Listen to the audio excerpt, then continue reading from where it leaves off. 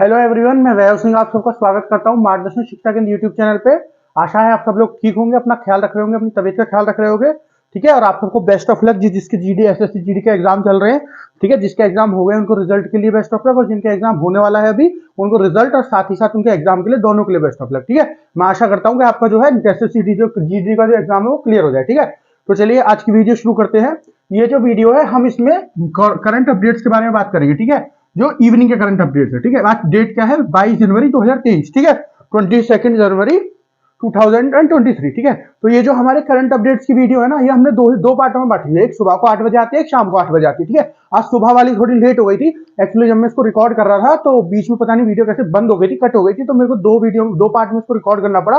और मैंने जब उसको मर्ज किया, मतलब जोड़ा आपस में, तो उसने बहुत ज्यादा टाइम ले लिया। उसकी वजह से काफी लेट हो गई थी आज सुबह की वीडियो। लेकिन जो वीडियो है सुबह 8 से लेकर 9 बजे तक अपलोड हो जाती है नॉर्मल। ठीक है, आज थोड़ा एक्सेप्शन हो गया था, थोड़ी लेट हो गई थी। ठीक है ना, तो आज के लिए सॉरी, वरना फिर जो मेरी वीडियो है वो हमेशा सुबह को 8 बजे से 9 बजे तक और शाम को 8 बजे से 9 बजे के बीच में अपलोड हो जाती है। ठीक है ना, और हुआ करेगी ऐसे। ठीक है, कभी कभी हो जाता है, कोई प्रॉब्लम हो जाती है, तो उसकी वजह से जैसे आज सुबह हो गई थी तो वो नहीं हो पाती है, वरना सुबह 8 से तो मतलब 8 बजे से 9 बजे के बीच में अपलोड हो जाएगी। ठीक है, तो चलिए वीडियो शुरू करते हैं। हम बात करने वाले हैं 22 जनवरी 2003 का, मतलब 22 जनवरी 2023 का इवनिंग करंट अपडेट्स के बारे में। ठीक है, तो पहला करंट अपडेट देखते हैं क्या है। SBI general insurance to promote road safety as part of its CSR. ठीक है, तो जो आपका एसबीआई जनरल इंश्योरेंस है, ये कंपनी है एसबीआई जनरल इंश्योरेंस, ये जो है प्रमोट कर रही है, क्या प्रमोट कर रही है? रोड सेफ्टी को as a part of it CRS. ठीक है, तो जो है अपने जो इंपॉर्टेंट एसेट्स है ना, उसके रूप में किस चीज को प्रमोट कर रही है? रोड सेफ्टी को। रोड सेफ्टी का मतलब समझते हो आप कि रोड पे जब आप चल रहे हो तो वहां पे आपकी सेफ्टी, वहां पे आपकी सुरक्षा। ठीक है, एक्सीडेंट हो जाता है किसी वजह से, है ना, कोई और परेशानी हो जाती है, तो ऐसी सिचुएशन में आपको जो है सेफ्टी दी जा सके, इस वजह से उस पे ये जो आपकी है एसबीआई जनरल इंश्योरेंस है, ये इस पे फोकस कर रही है। ठीक है, आपको कोई भी परेशानी ना हो, मान लीजिए आपका एक्सीडेंट वगैरह हो गया है, तो आपको क्या जल्दी से जल्दी कोई आपको हॉस्पिटल पहुंचा दे। ठीक है, ज्यादा सीरियस एक्सीडेंट हो गया है, जो गोल्डन आवर्स होते हैं उनमें कोई आपको हॉस्पिटल पहुंचा दे। गोल्डन आवर किसको बोलते हैं? गोल्डन आवर बोलते हैं, जैसे एक्सीडेंट हुआ है तो उसके अगले जो 1 घंटा होता है ना, उसको गोल्डन आवर्स बोलते हैं। ठीक है, क्योंकि अगर उस घंटे के अंदर अंदर जो है आपका पेशेंट जो है हॉस्पिटल पहुंच जाए, जिसका एक्सीडेंट हुआ है, तो बहुत ज्यादा चांस होती है कि उसको डॉक्टर बचा लेंगे। ठीक है, तो इसलिए उसको गोल्डन आवर बोलते हैं। तो जो 1 घंटा है, उस घंटे के अंदर अंदर आपको हॉस्पिटल कोई ना कोई पहुंचा दे। ठीक है, या तो कोई एम्बुलेंस सर्विस हो या कुछ भी हो, ऐसी जो है ऐसी कोई भी सर्विस, या फिर कोई आदमी अपनी उसकी अपने वॉलंटियर करके आपकी मदद करके आपको हॉस्पिटल पहुंचा दे। ठीक है, तो इन सब चीज के ऊपर ये जो है आपका एसबीआई जनरल इंश्योरेंस जो है ये काम करेगा। ठीक है ना, जो एसबीआई जनरल इंश्योरेंस है ये इन सब चीजों के ऊपर काम करेगा। तो जो एसबीआई जनरल इंश्योरेंस है, इसने एक वो बनाई है, पार्टनरशिप बनाई है। ठीक है, एक एनजीओ है आपका हिमाचल प्रदेश का, उस एनजीओ के साथ एक एनजीओ है आपका, एनजीओ होते हैं ना जो अलग अलग जो रीजन होते हैं उनके लिए काम करते हैं। ठीक है, नॉन प्रॉफिट ऑर्गेनाइजेशन बोलते हैं इनको। ठीक है, एनजीओ जो होती है, तो ये जो है बिना किसी प्रॉफिट के किसी भी इशू के ऊपर, कोई सोशल इशू हो या किसी के ऊपर काम करती है। ठीक है, ताकि उसको सुधारा जा सके अपनी सोसाइटी में। ठीक है, तो एक एनजीओ है हिमाचल प्रदेश का। ठीक है, हिमाचल प्रदेश का एनजीओ। ठीक है, ये आपकी एसबीआई जनरल इंश्योरेंस और हिमाचल प्रदेश की पुलिस, ये तीनों एक साथ मिलके, एक तो हो गया एसबीआई का जो इंश्योरेंस है। ठीक है, SBI general insurance plus NGO है हिमाचल प्रदेश का वो, और हिमाचल प्रदेश पुलिस, ये तीनों एक साथ मिलकर एक पूरी ग्रुपिंग बना रही है, जिसके तहत इसमें काम करेंगे। ठीक है, और इसमें क्या किया जाएगा? एक एम्बुलेंस जो है उसको लॉन्च किया जाएगा। ठीक है, उस एम्बुलेंस जो है, मतलब बहुत सारे एम्बुलेंस को लॉन्च किया जाएगा। वो एम्बुलेंस क्या है, सड़क पर रहा करेंगी, और देखिए जैसे भी किसी का एक्सीडेंट होता है, कोई आपको इन्फॉर्म कर देता है, जैसे एक्सीडेंट हुआ तो एम्बुलेंस के लिए फोन किया जाएगा उस बंदे को लेने के लिए जिसका एक्सीडेंट हुआ है। तो जैसे ही एक्सीडेंट होगा ना, तो ऐसे ही वो एम्बुलेंस जल्दी से जल्दी वहां पे पहुंचे, और जो गोल्डन आवर मैंने आपको बताया 1 घंटा, उसके अंदर अंदर उसको हॉस्पिटल में पहुंचा है ना, ताकि उसकी जान बचाई जा सके। ठीक है ना, तो ये वाला जो है इनिशिएटिव ये लोग ले रहे हैं तीनों मिलकर आपस में। कौन कौन? एसबीआई जनरल इंश्योरेंस, ये जो कंपनी है, दूसरा एनजीओ है एक आपका हिमाचल प्रदेश का, और हिमाचल प्रदेश पुलिस, ये सब मिलकर आपस में एक्सीडेंट जो ये इनिशिएटिव ले रहे हैं। अब ऐसा इनिशिएटिव क्यों ले रहे हैं? मतलब इन लोगों के लिए बचाने के लिए ले रहे हैं, लेकिन ऐसा जरूरी क्यों है? कि मैं बताता हूं आपको ऐसा जरूरी क्यों है कि एक रिपोर्ट लॉन्च हुई थी अभी थोड़े दिन पहले। ठीक है, रोड सेफ्टी जो है आपका, उसकी एक रिपोर्ट लॉन्च हुई थी। ठीक है ना, उसने क्या बोलते हैं उसको, ministry of the road transport है, ministry of road and transport जो है, उसने एक रिपोर्ट लॉन्च की, उसने एक रिसर्च अपनी लॉन्च की, उनकी रिसर्च विंग जो है उनकी, उन्होंने एक रिपोर्ट लॉन्च की। क्या रिपोर्ट लॉन्च की? कि अब पूरे साल भर में ना इंडिया के अंदर पूरे साल भर में 11.2 लाख इतने लोग तक मर जाते हैं एक्सीडेंट में, ठीक है। 11.2 लाख लोग तक मर जाते हैं एक्सीडेंट में, ठीक है, समझ गए आप। 11.2 लाख लोग तक मर जाते हैं, जो कि पूरी दुनिया का अगर हिसाब लगाया जाए ना, पूरी दुनिया में जो रोड एक्सीडेंट से मरते हैं वो उनका 11% बन जाता है, ठीक है। तो पूरी दुनिया में जितने भी लोग मरते हैं उनका 11% अकेले इंडिया में मर जाता है एनुअली। एनुअली का मतलब पूरे साल में, ठीक है। तो इन सबको कम करने के लिए, ठीक है, हिमाचल प्रदेश में इस प्रोजेक्ट को लॉन्च किया गया है, ठीक है। अभी इसको हिमाचल प्रदेश में लॉन्च किया गया है और जैसे ये कामयाब होगा, जैसे आगे बढ़ेगा, इसको और ज्यादा स्टेट में धीरे धीरे लॉन्च किया जाएगा, ठीक है। अभी हिमाचल प्रदेश की भी कुछ डिस्ट्रिक्ट में लॉन्च किया गया है, अभी पूरे हिमाचल प्रदेश में लॉन्च नहीं किया गया, अब धीरे धीरे इसको बढ़ाया जाएगा, ठीक है। अभी देखेंगे कैसे चल रहा है, क्या क्या परेशानी आ रही है, फिर उनको ओवरकम किया जाएगा और फिर धीरे धीरे इसको सब स्टेट में बढ़ाया जाएगा, ठीक है ना। ये इसका ये जो मैंने आपको पूरा बता दिया कि क्या किस लिए बनाए गए हैं, कौन कौन सी ऑर्गेनाइजेशन साथ में मिली है, ठीक है, क्यों बनाए गए हैं, मैंने आपको बता दिया ये, ठीक है। रोड सेफ्टी जो है उसके लिए बनाया गया है, ठीक है ना। चलिए अब नेक्स्ट न्यूज देखते हैं। नेक्स्ट न्यूज क्या है, ESAF bank bags inclusive finance Indian awards 2020, ठीक है।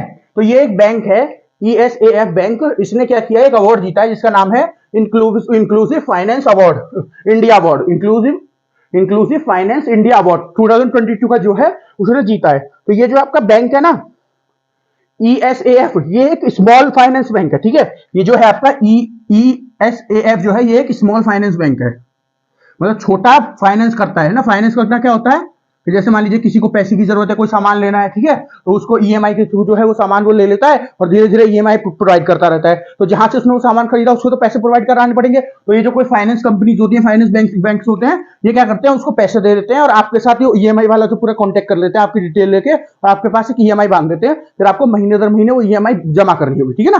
तो ये होता है फाइनेंसिंग में। तो ये क्या है, ये जो बैंक है इसको इंडिया में सबसे अच्छा काम करने के लिए 2022 में इंक्लूसिव फाइनेंस इंडिया अवार्ड मिला है 2022 का, ठीक है।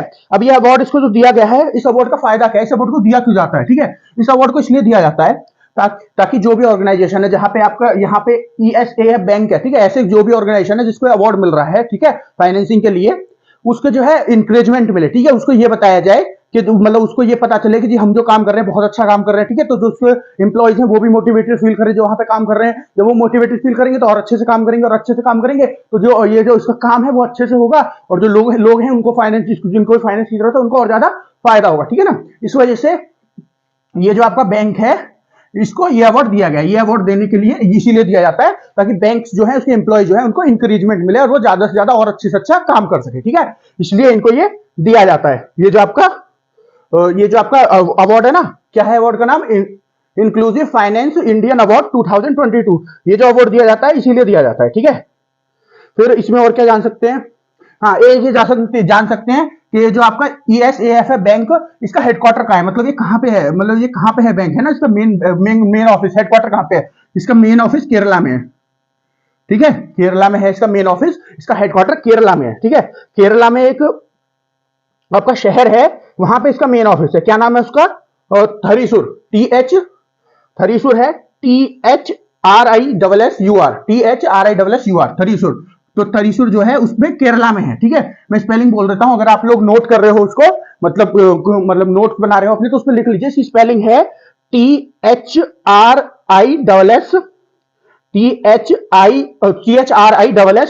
थरीसुर, ठीक है, केरला में ये है, ठीक है। ये बैंक ओपन कब हुआ था, बना कब था, एक ये चीज जान लीजिए, ये बना था 10 मार्च 2017 को, 10 मार्च 2017 को ये बैंक बना था, ठीक है, ये जान लीजिए। इसमें और क्या जान सकते हैं इसके बारे में, और इसके बारे में आप जान सकते हैं इसका चेयरमैन कौन है ना, ये भी आपको पता होना चाहिए। तो इसका चेयरमैन कौन है, PR रवि मोहन, इसका चेयरमैन कौन है, PR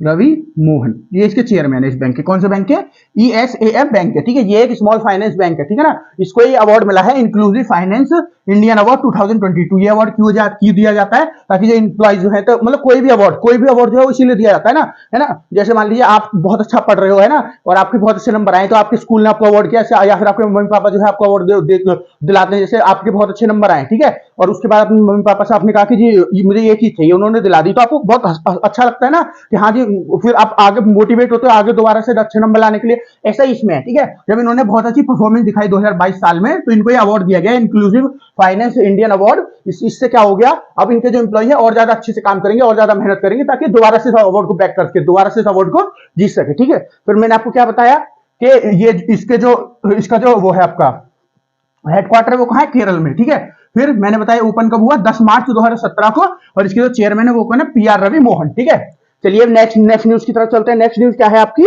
नेक्स्ट न्यूज है आपकी थर्ड जो है न्यूज क्या है आपकी, book coaching beyond my days with Indian cricket team is launch. ठीक है, तो ये बुक है, ये लॉन्च हुई है, जिसका नाम क्या है बुक का, coaching beyond my days with Indian cricket team in हाँ इंडियन क्रिकेट टीम, ये इसको लॉन्च किया गया है। तो सबसे पहले क्या जानना है, जब कोई बुक लॉन्च हुई है तो सबसे पहले उसमें क्या जानने जैसा होता है, सबसे पहले उसमें जानने जैसा होता है कि ये बुक लिखी किसने। ठीक है, सबसे पहले तो यही जानना होगा इसमें लिखी किसने। तो ये दो राइटर्स हैं इसके, एक है R कौशिक, ठीक है, और दूसरे हैं आपके जिन्होंने लिखी, एक तो R कौशिक हो गए और एक हो गए R श्रीधर। कौन कौन, R कौशिक और R श्रीधर। ठीक है, तो अगर मैं R श्रीधर की बात करूं ना, R श्रीधर जो है ये कौन है, ये जो है इंडिया के फील्डिंग कोच रह चुके हैं। ठीक है, इंडिया जो क्रिकेट टीम है उसके फील्डिंग कोच रह चुके हैं, कब से कब तक, 2014 से 2021 तक, सॉरी 17 नहीं 2021 तक, 2014 से 2021 तक ये इंडिया के फील्डिंग कोच रह चुके हैं। फील्डिंग कोच समझते हो ना, तो फील्डिंग के लिए कोचिंग देते हैं इंडियन टीम को। ठीक है, तो जो ये आपके हैं R श्रीनिवासन, है ना, R श्रीनिवासन नहीं, सॉरी श्रीनिवासन नहीं, R श्रीधर। ठीक है, तो ये आपके R श्रीधर हैं, ये कोच रह चुके हैं इंडियन क्रिकेट टीम के फील्डिंग कोच 2014 से 2021 के लिए। तो इन्होंने इस बुक में क्या शेयर किया, इसमें कोई टेक्निकल चीज नहीं शेयर करी, कैसे फील्डिंग करनी चाहिए, वो करनी चाहिए, ऐसा कुछ नहीं शेयर किया। इन्होंने अपनी जो लाइफ है उसके बारे में बताया इस बुक में। ठीक है, इसमें इन्होंने इंडियन टीम के बहुत सारे किस्से वगैरह लिखे हैं कि जब ये क्रिकेट हुआ, ये क्रिकेटर था तो क्या हुआ, हम क्या क्या करते थे, हमने कैसे कैसे किया। फिर उन्होंने दो चार जो विराट कोहली है उनकी कहानी लिखी है कि जब एक बार 2014 में उनका करियर बहुत मतलब टेस्ट क्रिकेट में वो रन नहीं बना पा रहे थे, इंग्लैंड में वो बार बार आउट हो रहे थे, उसके बाद उन्होंने बहुत सारा मेहनत करी, उसके बाद उन्होंने इंग्लैंड में जो एक सीरीज हुई थी उसमें जाके 4 सेंचुरी मारी, फिर ऑस्ट्रेलिया में अगली सीरीज हुई उसमें भी 4 सेंचुरी मारी। ठीक है, ऐसे करके विराट कोहली के बारे में बताया। फिर उन्होंने ऋषभ पंत के बारे में बताया, ऋषभ पंत क्रिकेटर है ना, उनके बारे में बताया कि उनका करियर कैसे स्टार्ट हुआ, कैसे उन्होंने प्रोग्रेस करी, इतने अच्छे बल्लेबाज, इतने खतरनाक बल्लेबाज कैसे बन गए वो, और उनके अच्छे विकेट कीपर भी कैसे बन गए, विकेट कीपर बल्लेबाज है ना वो, उनके बारे में बताया है उन्होंने। ठीक है, तो ऐसे करके इन्होंने इसमें किस्से कहानियां जो है अपनी होती थी वो है डिस्कस किए इन्होंने। फिर रवि शास्त्री जी के बारे में बताया, रवि शास्त्री जी उस टाइम पे हेड कोच थे इंडियन टीम के, हेड कोच थे। ठीक है, उनके बारे में बताया उन्होंने क्या क्या अप्रोच अपनाई, जो इंडियन जो क्रिकेट टीम है वो इतनी ऊपर आ रही है, इतना अच्छा खेल रही है, इतने अच्छे जो मैचेस जीत रही है। ठीक है, तो ये सब इन्होंने इसमें डिस्कस किया है। ठीक है, किसने, R श्रीधर ने। ठीक है, अब नेक्स्ट आपके ये जो दूसरे राइटर है R कौशिक, ये कौन है, ये जो R कौशिक है ना, ये जो है एक स्पोर्ट्स न्यूज एंकर नहीं, रिपोर्टर है, स्पोर्ट्स रिपोर्टर है। ठीक है, ये जो है बहुत सालों से स्पोर्ट्स जो है उसको रिकॉर्ड करते हैं, बेसिकली क्रिकेट को रिकॉर्ड करते हैं, बाकी सारे स्पोर्ट्स को भी रिकॉर्ड करते हैं। तो बेसिकली इंडिया में बहुत ज्यादा क्रिकेट ही होता है। ठीक है, बहुत सारे लोग क्रिकेट ही देखते जाते हैं, तो क्रिकेट को रिकॉर्ड करते हैं, यहाँ पे मैं बताना चाह रहा हूँ। ठीक है, तो ये जो है वो है एक न्यूज कवरेज जो करते हैं, ठीक है ना, वो है मीडिया वाले हैं ये। ठीक है, तो इन्होंने पहले भी कई बुक लिखी हैं, जो आपकी ये R कौशिक है। ठीक है, इन्होंने एक बुक तो ये लिख दी, coaching beyond my dreams with my days with Indian cricket team, तो ये तो इनके बारे में हो गई। यार श्रीधर के बारे में है ना, इन दोनों ने साथ मिलकर बुक लिख दी। इन्होंने इससे पहले एक बुक लिखी थी जो BVS लक्ष्मण है ना, इंडियन क्रिकेट टीम के प्लेयर है BVS लक्ष्मण, उनकी एक बुक थी 281 एंड बियॉन्ड, ऐसे बुक का नाम था, जिनमें जो आपके VVS लक्ष्मण ने उनकी बायोग्राफी के बारे में डिस्कस हो रहा था, उसको लिखी थी, वो भी इन्होंने लिखी थी। तो ऐसे करके ना 3-4 बुक लिखी है। ठीक है ना, किसने, R कौशिक ने। ठीक है, तो ये जो है एक राइटर, इनको बोल सकते हो आप राइटर है, और न्यूज जो है कवरेज करते हैं। ठीक है, न्यूज कवरेज है ना, मतलब मीडिया से बिलोंग करते हैं। ठीक है, ये जो है आपके R श्रीधर, ये इंडियन क्रिकेट टीम के कोच रह चुके हैं। इनका एक खुद का कोचिंग जो है, कोचिंग भी देते हैं क्रिकेट के लिए। उस कोचिंग का नाम क्या है, उस कोचिंग का नाम है आपका कोचिंग बियॉन्ड। ठीक है, उसका नाम है कोचिंग बियॉन्ड। उसमें ये कोच की तरह काम करते हैं, ये उसके फाउंडर हैं, किसके, कोचिंग बियॉन्ड के। ठीक है, वहां पे कोचिंग देते हैं, और ये इंडियन क्रिकेट टीम के भी कोच, के फील्डिंग कोच रह चुके हैं 2014 से 2021 तक। ठीक है, तो इन्होंने इसमें ये सब दिया है।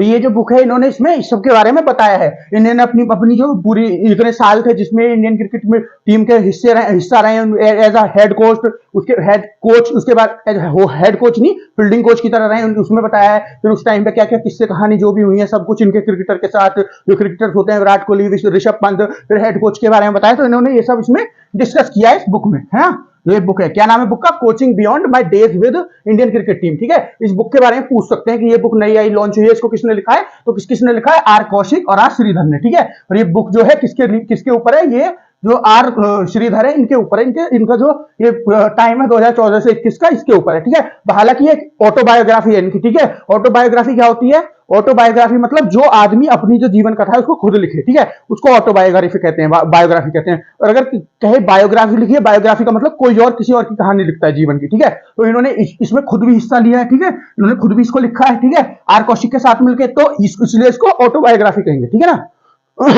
इसलिए इसको ऑटोबायोग्राफी कहेंगे। इन्होंने अपने जो समय है 2014 से लेकर 21 का, जो भी इंडियन क्रिकेट टीम के फील्डिंग कोच थे उसके बारे में लिखा है, और अपने पूरे जीवन के बारे में इन्होंने लिखा है। कैसे कैसे इन्होंने कोच बनने की वो जो है प्रेरणा ली, कैसे कैसे कोच बनी। क्योंकि पहले जो है ये हैदराबाद के लिए खेलते थे। ये जो है आपके आर श्रीधर एक बॉलर थे। ठीक है, राइट आर्म बॉलर थे। उसके बाद इन्होंने धीरे धीरे कोचिंग की तरफ अपना रुख किया और फिर ये कोच बन गए। ठीक है, चलिए नेक्स्ट न्यूज देखते हैं। ये जो दो बच्चे इसको देखते हैं। तो फोर्थ तो देखते हैं पहले। तो एक बार फोर्थ वाली देखने से पहले ऊपर वाली तीन जो है इनको रिवाइज कर लेते हैं एक बार। ठीक है, जो ऊपर वाली तीन है इनको पहले रिवाइज कर लेते हैं। पहली क्या है? जो एसबीआई जनरल इंश्योरेंस है, इसने ये प्रमोट कर रहा है रोड सेफ्टी को, है ना। इसको अपना पार्ट बनाना चाहता है, सीआरएस का पार्ट। ठीक है, जो इसके सीआरएस है, ठीक है, सीएसआर है, जो इसके सीएसआर है उनका अपना पार्ट बनाना चाहता है। ठीक है, तो ये जो आपका एसबीआई जनरल इंश्योरेंस है, ये एक एनजीओ है आपका हिमाचल प्रदेश का, उसके साथ मिलकर, और हिमाचल प्रदेश की जो पुलिस है उसके साथ मिलकर ये जो पूरा प्रोग्राम है इसको बना रहा है। ठीक है, इस प्रोग्राम में क्या है, मैंने आपको बताया रोड सेफ्टी क्यों जरूरी है। ठीक है, इसके खिलाफ अवेयरनेस फैलानी है। अवेयरनेस कैसे फैला सकते हैं? इन्होंने अवेयरनेस फैलाने का क्या तरीका निकाला है कि जो एड्स बनाई जाएंगी, एडवर्टाइजमेंट बनाई जाएंगी, जगह जगह पे जो साइंस होते हैं, जो बड़े बड़े बोर्ड होते हैं जिनके ऊपर लिखा रहता है, ज्यादा से ज्यादा लगाए जाएंगे। जो आपके accident prone area, prone area मतलब एक्सीडेंट प्रोन एरिया मतलब जहां पे ज्यादा से ज्यादा एक्सीडेंट होते हैं। ठीक है, ऐसे कुछ एरिया होते हैं ना जहां पे मान लीजिए कोई एकदम ब्लाइंड कट है, या कुछ है, ऐसी जगहों पे जहां पे बहुत ज्यादा एक्सीडेंट होते हैं, ऐसी जगहों को सुरक्षित करने की कोशिश करेंगे। ज्यादा से ज्यादा बोर्ड्स लगाएंगे, वहां पे बोर्ड्स लगाएंगे, साइंस लगाएंगे। ठीक है, ताकि लोग जो है उनको देख के अवेयर हो सके। ठीक है, इन्होंने, और दूसरा एम्बुलेंस लॉन्च करने की बात की है इन्होंने, एम्बुलेंस लॉन्च करेंगे। ठीक है, और जो यहाँ आपका हिमाचल प्रदेश है, इसकी कुछ डिस्ट्रिक्ट में इसको भी लॉन्च किया गया है। धीरे धीरे इसको बढ़ाया जाएगा। पहले पूरे हिमाचल प्रदेश में फैलाया जाएगा, फिर अलग अलग स्टेट्स में इसको फैलाया जाएगा। ठीक है, फिर नेक्स्ट आपका मैंने क्या बताया, ESAF जो बैंक है इसने इंक्लूसिव फाइनेंस इंडियन अवार्ड 2022 को जीता है। ये जो आपका ESAF बैंक है ये एक स्मॉल फाइनेंस बैंक है। ठीक है, ये कब बना था? इसको कब बनाया गया था? 10 मार्च 2017 को। ठीक है, इसका हेडक्वार्टर केरला में। ठीक है, इसके अगर चेयरमैन की बात करें, चेयरमैन कौन है इसके? PR रवि मोहन। ठीक है, ये इसके चेयरमैन है। ठीक है, ये अवार्ड इसको क्यों दिया है, मतलब ये अवार्ड जो है किसी भी उस बैंक को क्यों दिया जाता है, इसको क्यों दिया गया था, ले जानिए ASAF बैंक को, क्योंकि जो इसकी बहुत एक्सेप्शनल परफॉर्मेंस रही है, जो इसकी बहुत अच्छी परफॉर्मेंस इसने दिखाई है ना, फाइनेंस के फील्ड में 2022 में, उसके लिए इसको ये अवार्ड मिला। इसने बहुत सारे प्रोजेक्ट्स हैं जिनको फाइनेंस किया, बहुत सारे इंफ्रास्ट्रक्चर प्रोजेक्ट हैं, बहुत सारे जो आपके जो इंफ्रास्ट्रक्चर बनता है, बिल्डिंग वगैरह बनती है, ऐसे प्रोजेक्ट होते हैं ना, ऐसे बहुत सारे प्रोजेक्ट को उसने फंड किया है। ठीक है, तो ऐसे जो उसने प्रोजेक्ट को फंड किया है, इस वजह से इसको ये मिला है, आपका ये अवार्ड इसको दिया गया है, क्योंकि इसने बहुत सारे ऐसे प्रोजेक्ट को फंड किया है। ठीक है, जैसे मान लो अगर मैं आपको और इसका कोई प्रोजेक्ट बताऊं, तो इसने एक प्रोजेक्ट फंड किया था उद्योग ज्योति। ठीक है, उस प्रोजेक्ट में क्या था कि एक जगह थी, एक गांव था, उसमें जो रोड वगैरह बननी थी उनको उसने फंड किया था। ठीक है, फिर इसने ऐसे ही करके बहुत सारे जो इंफ्रास्ट्रक्चर प्रोजेक्ट है उनको फंड किया है। बहुत सारे जो सोशल कल्चर से रिलेटेड प्रोजेक्ट होते हैं, ऐसे प्रोजेक्ट उसने लॉन्च किया है। बहुत सारे एजुकेशनल प्रोजेक्ट, बहुत सारे आपके हेल्थ से रिलेटेड प्रोजेक्ट, एजुकेशनल प्रोजेक्ट, इन सबको इसने सपोर्ट किया है, फाइनेंस किया है। ठीक है, इसलिए इसको ये अवार्ड मिला है। ठीक है, ये अवार्ड दिया क्यों जाता है? ये अवार्ड दिया जाता है क्योंकि जो भी जिसको अवार्ड दिया गया है वो ऑर्गेनाइजेशन के जो लोग हैं वो ज्यादा से ज्यादा एनकरेज हो, ज्यादा से ज्यादा अच्छा काम करने की कोशिश करें, है ना। क्योंकि क्या होता है, जब हमको कोई रिवॉर्ड मिलता है हमारे काम के ऊपर, तो हम क्या कोशिश करते हैं, अगली बार भी हम इसको जीते, तो हम और ज्यादा मेहनत करते हैं जितनी हमने पिछली बार की होती है। तो ऐसा ही ये जो एम्प्लॉइज हैं इसकी और ज्यादा मेहनत करें, बैंक और ज्यादा मेहनत करके और ज्यादा अच्छे और बड़े बड़े प्रोजेक्ट को फाइनेंस करे, इसलिए इसको ये जो है अवार्ड दिया गया। क्योंकि अभी तो स्मॉल फाइनेंस बैंक अभी तो छोटा है बैंक, है ना, अभी छोटे छोटे प्रोजेक्ट को फाइनेंस करता है। फिर जब बड़ा होगा, धीरे धीरे करके जब अच्छा काम करेगा तो धीरे धीरे बड़ा होगा, जब बड़ा होगा तो ज्यादा से ज्यादा प्रोजेक्ट जो है उनको फंड करे। ठीक है, चलिए नेक्स्ट न्यूज देखते हैं। नेक्स्ट क्या थी कि बुक जो है coaching beyond my days with Indian cricket team, ये लॉन्च हो गई है बुक। ठीक है, ये बुक किसने लिखी है? ये है आपके, एक है आपके आर कौशिक और एक है आपके आर श्रीधर। एक है आर कौशिक और एक है आर श्रीधर। इन दोनों ने मिलकर किताब को लिखा है coaching beyond my days with Indian cricket team. तो पहले हम बात करते हैं आर श्रीधर के बारे में। ये जो है इंडिया के फील्डिंग कोच रह चुके हैं 2014 से 2021 के बीच में इंडिया के फील्डिंग कोच थे, ठीक है। तो ये जो आर कौशिक है ये एक स्पोर्ट्स मीडिया कवरेज वाले हैं, जो मीडिया कवरेज करते हैं, ठीक है। उसमें इन्होंने बहुत सारे बहुत बड़े बड़े न्यूज़पेपर्स के साथ काम किया हुआ है, जैसे हारल्ड है, ठीक है। ऐसे ऐसे न्यूज़पेपर के साथ इन्होंने काम किया हुआ है, ठीक है। ये है आर कौशिक, ठीक है। और ये जो एक राइटर भी है, इन्होंने पहले भी कई बुक लिखी हुई है। जैसे एक बुक इन्होंने बीवीएस लक्ष्मण के साथ लिखी थी, वो भी बीवीएस लक्ष्मण की ऑटोबायोग्राफी थी, क्योंकि बीवीएस लक्ष्मण जो है वो साथ मिले हुए थे लिखवाने के लिए, ठीक है। ऑटोबायोग्राफी मतलब ऐसी बायोग्राफी जिस मतलब अपनी आत्मकथा खुद लिखना, उसमें खुद इन्वॉल्व होना, ठीक है। और बायोग्राफी मतलब आप खुद इन्वॉल्व नहीं हो, कोई और आपकी जो है बायोग्राफी लिख रहा है, आपके बारे में लिख रहा है, आपकी आत्मकथा लिख रहा है, ठीक है। उसको बोलते हैं बायोग्राफी, ऑटोबायोग्राफी, जिसमें आप खुद भी इन्वॉल्व हो, ठीक है। वो उसका ऑटोबायोग्राफी बोलते हैं, ठीक है। तो इसमें क्या है, इन्होंने जो बीवीएस लक्ष्मण की ऑटोबायोग्राफी लिखी है जिसका नाम है 281 एंड बियॉन्ड, 281 एंड बियॉन्ड उसका नाम है, ठीक है। ठीक है, अब चलो ऊपर आ जाते हैं। हम किसके बारे में बात कर रहे थे? कौशिक जी के बारे में कर ली, श्रीधर जी के बारे में कर ली बात हमने। तो ये जो बुक है ना, ये जो आर श्रीधर जी है, इनकी ये है ऑटोबायोग्राफी है, ठीक है। इनकी आत्मकथा है जो इन्होंने इसमें लिखी है, ठीक है। इन्होंने सब कुछ बताया कि जिस टाइम पे ये इंडिया के कोच थे, आपके फील्डिंग कोच थे, उस टाइम पे प्लेयर्स कैसे थे, उनकी बैकग्राउंड जो आपके बिहाइंड द सीन्स होते हैं ना, जैसे बहुत सारी मूवीज की जो होती हैं, उनकी एक्टिंग के उनमें जो है कैसे शूटिंग हुई होती है, वो बाद में जब मूवी वगैरह रिलीज हो जाती है तो बिहाइंड द सीन की वीडियो रिलीज होती है। तो ऐसे ही करके इन्होंने बिहाइंड द सीन बताए कि जब ये वाली सिचुएशन टीम पे आई थी, हम ये खेल रहे थे, ये वाली सिचुएशन थी, हम यहाँ फंसे हुए थे, तो क्रिकेटर क्या सोच रहे थे, हम लोगों के बीच में क्या बात हुई, हम उससे कैसे निकले और कैसे जीते, ऐसी सब स्टोरी बताई है। फिर उन्होंने पर्टिकुलरली आपके विराट कोहली के बारे में बताया है कि जब इनका बहुत बेकार सिचुएशन चल रही थी, करियर 2014 में इनका चल रहा था, बहुत अच्छे रन नहीं मार पा रहे थे 2014 में, तो उस टाइम पे इन्होंने कैसे मेहनत की ग्राउंड पे आके, ठीक है। फिर इंग्लैंड में एक टूर था टेस्ट क्रिकेट का, वहां पे इन्होंने 4 सेंचुरी लगातार मारी। उसके बाद फिर आप ये गए इसके तुरंत बाद ऑस्ट्रेलिया गए, वहां पे जाकर 4 सेंचुरी मारी। विराट कोहली के बारे में ऐसे बताया है। फिर ऋषभ पंत के करियर के बारे में बताया, कहां से उन्होंने शुरू किया, कितने बड़े क्रिकेटर बन गए, कैसे कैसे उनकी जर्नी रही है, उसके बारे में बताया है। इतने अच्छे विकेट कीपर बन गए, उनके बारे में बताया है। फिर जो उस टाइम पे इंडिया के कोच थे, कौन थे उस टाइम पे इंडिया के कोच? अब तो राहुल द्रविड़ जी है ना। इससे पहले कौन थे? इससे पहले रवि शास्त्री जी थे। तो रवि शास्त्री जी जो हेड कोच थे, उनके बारे में बताया है कि इन्होंने कैसे कैसे टीम के अप्रोच को बदला है, कैसे टीम को ऊपर लाने की कोशिश करी है, कैसे इन्होंने कैसे कोचिंग दी है कि टीम इतनी ऊपर चली गई है, ठीक है। ये सब बताया है इन्होंने, ठीक है ना, इस बुक में, ठीक है। चलिए अब नेक्स्ट न्यूज देखते हैं। नेक्स्ट न्यूज क्या है? UNESCO decide to dedicate 2023 the international day of education to Afghan girl and women, ठीक है। तो जो आपका 2022 का इंटरनेशनल डे ऑफ एजुकेशन है, ये जो है यूनेस्को ने क्या डिसाइड किया है कि इसको जो आपकी अफगानिस्तान की बच्चियां और महिलाएं हैं, इनको डेडिकेट किया जाए, ठीक है। इनको क्यों डेडिकेट किया जा रहा है? देखिए, एजुकेशन डे क्या है? जिस दिन इंटरनेशनली एजुकेशन को सेलिब्रेट किया जाए, ठीक है। आप सब जानते हो एजुकेशन बहुत ज्यादा जरूरी है, बहुत ज्यादा इंपॉर्टेंट है। आप लोग जो ये वीडियो देख रहे हैं, क्यों देख रहे हो? क्योंकि आपको एजुकेशन चाहिए। एजुकेशन किस लिए? आपको एग्जाम निकालना है, ठीक है। और एग्जाम के लिए आपको एजुकेशन की जरूरत है। आपको मान लीजिए एग्जाम भी नहीं निकालना, जनरल नॉलेज के लिए, नॉर्मल अपनी डेली लाइफ में आपके पास इंफॉर्मेशन तो होनी चाहिए। वो इंफॉर्मेशन कहां से आएगी? जब आप पढ़ोगे उस चीज पर आपकी एजुकेशन लोगे आप, जब तो आपकी जानकारी मिलेगी सब चीजों की। हम बचपन से लेकर पढ़ते हैं स्कूल में, ठीक है। फिर क्यों पढ़ते हैं? क्योंकि हमको आगे जाके कुछ बनना है, कुछ करना है अपने परिवार के लिए, ठीक है, इसलिए पढ़ते हैं ना। तो एजुकेशन जरूरी होती है। लेकिन यहाँ पे क्या हुआ है अफगानिस्तान में इस टाइम पे तालिबान की गवर्नमेंट है। तो तालिबान ने क्या किया है कि कोई भी महिला है ना, वो जो मतलब कोई भी बच्ची से शुरू करते हैं, पहले कोई भी बच्ची स्कूल नहीं जाएगी पढ़ने के लिए, ठीक है। दूसरा, कोई भी महिला जो स्कूल कर चुकी है पहले ऑलरेडी, इस फैसले से पहले, वो जो है कोई हायर एजुकेशन के लिए कॉलेज वगैरह कहीं नहीं जाएगी, ठीक है। ये इन्होंने फैसला किया है, ठीक है। अब जब ये फैसला हुआ है तो अभी कुछ दिन पहले न्यूज भी आई थी, क्या न्यूज आई थी कि जो ऑस्ट्रेलिया की क्रिकेट टीम है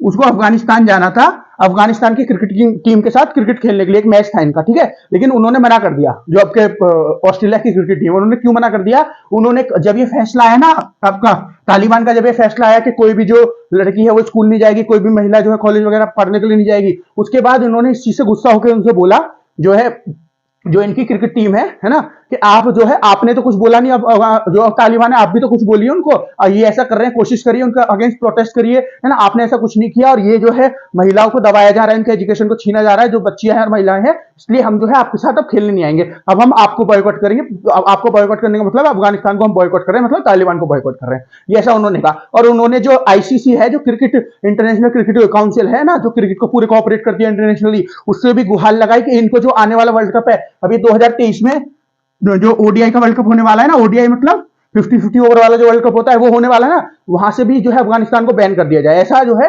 आपका जो जो आपकी ऑस्ट्रेलिया की क्रिकेट टीम है और ऑस्ट्रेलिया के क्रिकेट बोर्ड ने डिमांड किया है, ठीक है, अफगानिस्तान को बैन कर दिया जाए, ठीक है ना। तो ऐसा सब चल रहा है ना, उसी के उसमें, क्योंकि तालिबान ने बैन कर दिया है, उसी के उपलक्ष्य में, ठीक है ना, उसको वो करने के लिए कि तालिबान के ऊपर प्रेशर बनाया जाए, यूनेस्को ने क्या डिसाइड किया है कि जो 2023 का इंटरनेशनल एजुकेशन डे है ना, नेशनल डे ऑफ एजुकेशन है, कौन क्या होता है इंटरनेशनल डे ऑफ एजुकेशन, कौन से दिन को सेलिब्रेट कर जाता है, ये किया जाता है 24 जनवरी को।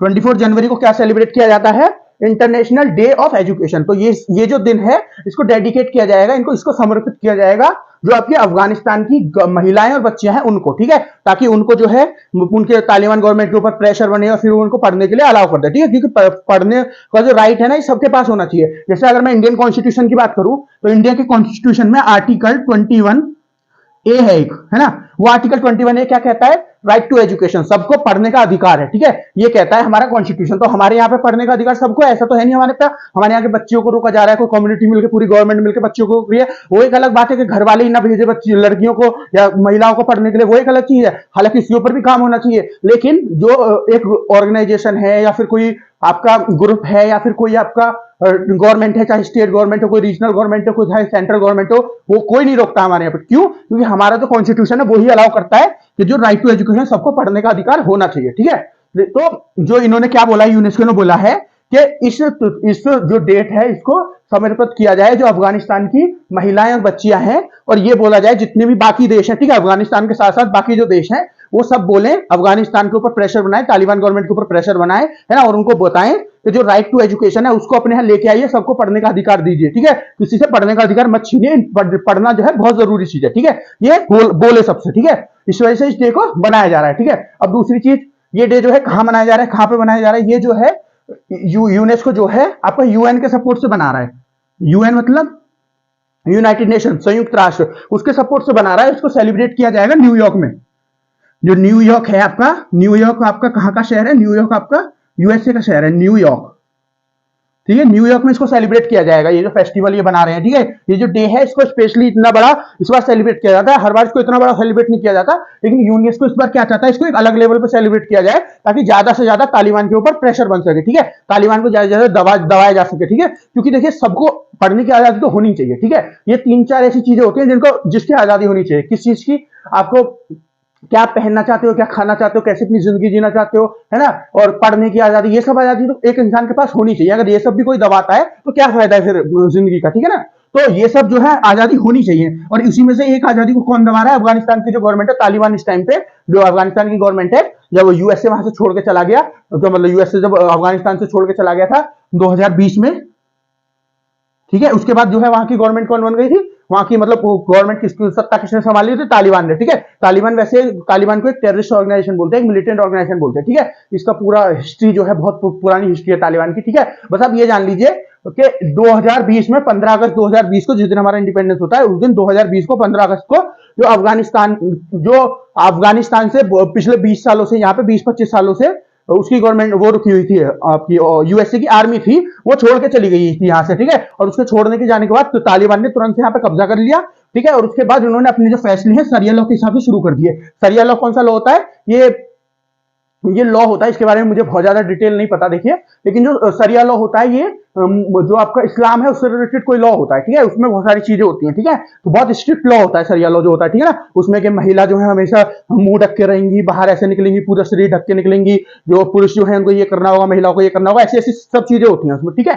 तो उसी लॉ को जो है आपका अफगानिस्तान में तालिबान लाना चाहता है, लागू करना चाहता है, कॉन्स्टिट्यूशन को वहां से हटाना चाहता है, बल्कि वो कॉन्स्टिट्यूशन तो हट ही गया, क्योंकि ये जो गवर्नमेंट है आपकी तालिबान की, ये कोई लोगों ने थोड़ी चुनी है, जो लोगों से चुन के आती है उसी गवर्नमेंट, वही गवर्नमेंट तो आपको कॉन्स्टिट्यूशन को फॉलो करेगी, ये लोगों ने तो चुनी नहीं है, ये तो बस आ गए हैं अपनी जबरदस्ती, जैसे यहाँ से आपका यूएस आर्मी गई है तो आ गए अपनी मर्जी से, ठीक है। तो ये जो है क्या चाह रहे हैं यहाँ पे, शरिया लॉ को कैसे भी लागू कर दिया जाए, ठीक है। जब ये इससे पहले जब यूएस 2001 में आया था, यूएस 2001 में है, क्यों आया था देखिए 2001 में, आप थोड़ा सा रिकॉल करेंगे, ठीक है, तो आपको याद आएगा कि 9/11 हुआ था 2001 में। 9/11 क्या है, जो ट्विन टावर हैं उनके ऊपर हमला किया गया था, किसके द्वारा, अलकायदा के द्वारा हमला किया गया था। जो उसामा बिन लादेन था उसने हमला करवाया था। फिर उसामा बिन लादेन आपको पाकिस्तान में मिला था, ठीक है, उसको फिर पाकिस्तान में अटायाबाद नाम से जगह है, ठीक है, एग्जैक्ट मुझे याद नहीं आ रहा, अटायाबाद ही ऐसी कोई जगह है, ठीक है, अटायाबाद है, ओतायाबाद है, ऐसे करके उस जगह का नाम है, ठीक है। मैं आपको कल की मतलब आपको याद रिकॉल आएगा तो मैं आपको बताता हूँ, रिकॉल कर पाऊंगा तो उसे। तो उस जगह पे जो है आपका पाकिस्तान में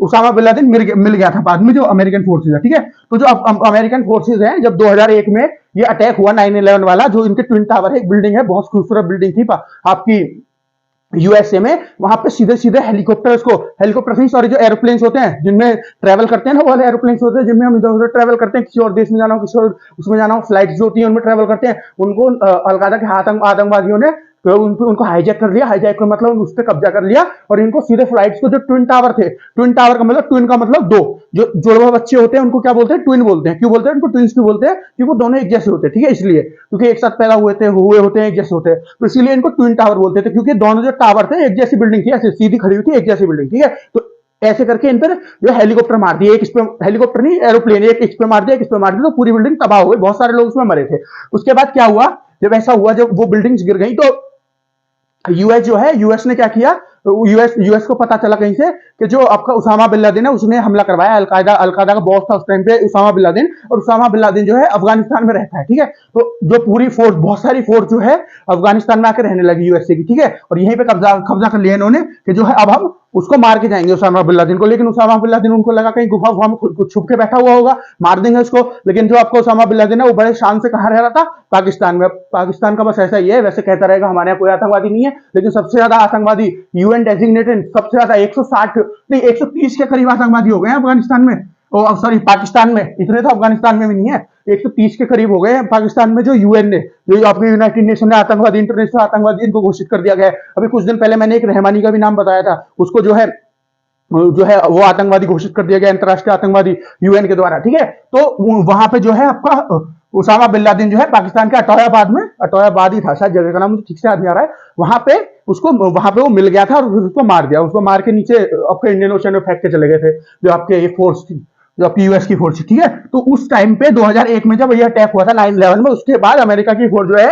आपके यहाँ पे आ गई थी, उसामा बिन लादेन को ढूंढने के लिए। कहां पे आ गई थी, अफगानिस्तान में। तो इन्होंने क्या बोला था, इन्होंने क्या बोला, जो इंडिया, जो आपके यूएसए की फोर्स थी, मतलब यूएसए के जो मिनिस्टर थे उस टाइम पे, ठीक है, जो प्रेसिडेंट थे उस टाइम पे, जॉर्ज बुश ने क्या बोला कि हम जो है पूरी दुनिया से आतंकवाद को खत्म कर देंगे, ठीक है। तो एक आतंकवाद जो पूरा वो था, कहां था, अफगानिस्तान में था, ठीक है। अलकायदा भी उस टाइम पे आतंकवाद जो था, आतंकवादी वही यहीं रहता था। उनको ऐसी खबर मिली थी कि जो आपको उसामा बिन लादेन कहां रहता है, अफगानिस्तान में रहता है। दूसरा तालिबान भी था यहाँ, तो ठीक है, आए तो यहाँ उसामा बिन लादेन को ढूंढने थे, लेकिन वो तो इनको मिला नहीं, लेकिन तालिबान के उसमें वहां पे फंस गया। फिर बहुत साल वहीं पे गुजरे, ठीक है, 20 से 1 साल तक, 2001 से, और अब 2020 में गए, 2001 से 2020 में पूरे 20 साल जो है यहीं पे रहे फिर वो, ठीक है, फिर 2020 में गए, ठीक है ना।